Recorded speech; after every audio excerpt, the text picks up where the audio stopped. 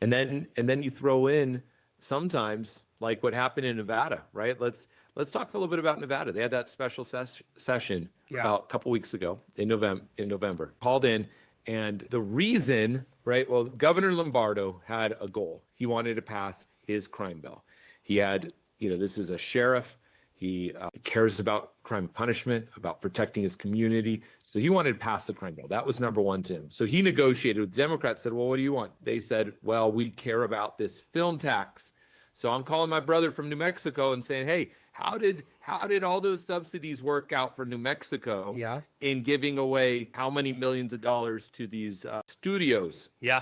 And now they want to come to Nevada. Yeah. So they put forth this bill. Sisto, this film tax bill, first of all, it had all the certain unions. It was union on union, violence for there was violence. Wow. Violence. Absolutely. It was some unions so that did it, some hated it, right? Okay. It was a huge tax abatement for these film studios and to come in one region, and the community benefits that came from the tax benefit was tiny.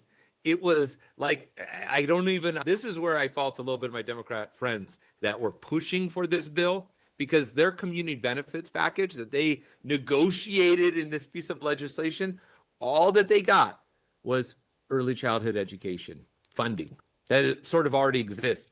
And it's very limited. That was it. That was all that they got for this $1 billion tax, giveaway to these Hollywood studios. And I'm telling you, this thing, it went down.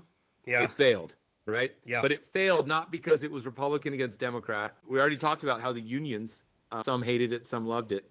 It was this bizarre mixture of what I would say traditionalists and populists. Okay. The traditionalists within the Republican and Democrat Party, they talked to donors, they talked to concepts, economic development.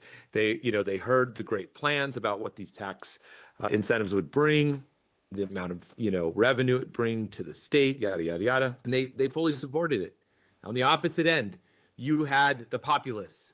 And this is where any candidate that is fortunate enough to watch our show, listen, it is all about the pocketbook.